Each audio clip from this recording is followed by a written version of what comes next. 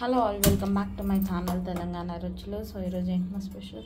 ఈరోజు పచ్చి చింతకాయ పచ్చడి అండి. సో వచ్చేసి రెండే పచ్చిమిరపకాయలు, చింతకాయ, అంతే. పచ్చిమిరపకాయ పచ్చడి, చింతకాయ పచ్చడి. సో కావాల్సింది ఆయిల్,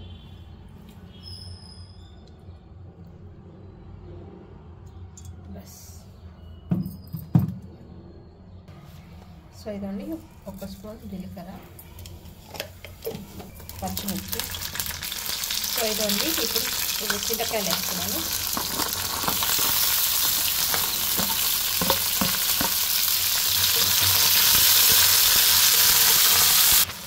సో ఇదండి మగ్గిపోయాయి కదా, ఇందులో కొంచెం పసుపు వేసుకుందాం.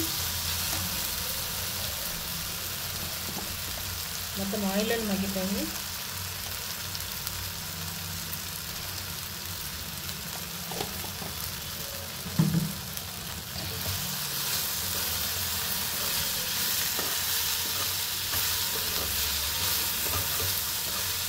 ఒక్క సెకండ్ తర్వాత ఆఫ్ చేద్దాం. సో ఇదండి, ఊరికే వేస్తే అలసందలు వచ్చినాయండి.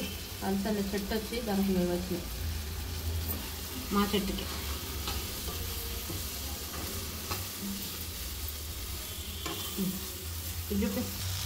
సో ఇదండి అయిపోయింది కదా, ఆఫ్ చేసేసి చల్లగా అయిన తర్వాత మిక్సీ వేసుకుందాం. సో ఇదండి చల్లగా అయిపోయాయి కదా, ఇప్పుడు మిక్సీకి వేసుకుందాం.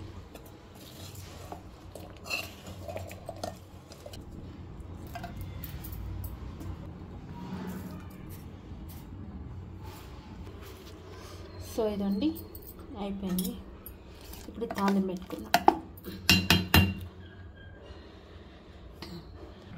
సో ఇదండి, ఇదే కడాయిలో తాలింపు పెట్టుకుంటున్నాము.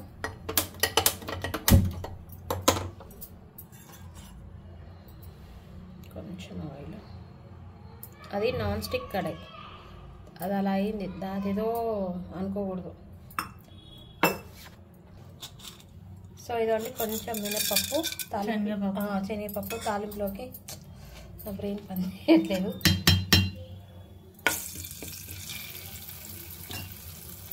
అండ్ కొంచెం జీలకర్ర, ఆవాలు,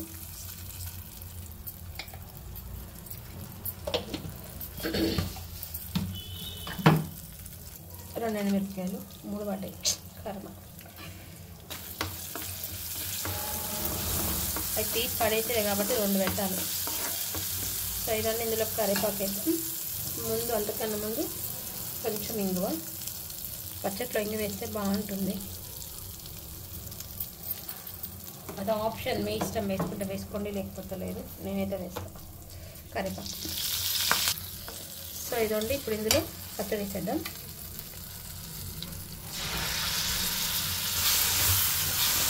సో ఇదండి తాలింపు వేసాం కదా, కొంచెం పచ్చివాసన పోయేదాకా ఇలా ఉంచుకున్నాం. ఒక 1 వీక్ అయినా ఉంటుంది, ఎందుకంటే మొత్తం చింతకాయలని పచ్చిమిర్చిని ఆయిల్లోనే కదా వేసింది, అందుకని 1 వీక్ అయినా ఉంటుంది. సో ఇది ఇప్పుడు ఒక బౌల్ ఎత్తుకొని దీంట్లోనే మా అమ్మాయికి అన్నం కల్పిస్తా. సో ఇదండి అయిపోయింది, ఇప్పుడు దీన్ని పక్కకు తీసుకుందాం. సో ఇదండి చింతకాయ పచ్చడి అయితే అయిపోయింది. వేడి వేడి అన్నంలో నెయ్యి వేసుకొని తింటే సూపర్ ఉంటుంది, పచ్చి చింతకాయ పచ్చడి ఇది. సో మీరు కూడా ఒకసారి ట్రై చేయండి, చాలా బాగుంది. Thank you. సో ఇదండి మా చింతకాయ పచ్చడి అయితే ఇదనమాట. సో హోప్ మీ అందరికీ వీడియో నచ్చింది అనుకుంటా. నచ్చితే మా ఛానల్ లైక్ చేయండి, షేర్ చేయండి, అండ్ ఆల్సో సబ్స్క్రైబ్ చేసుకోండి. Thank you for watching.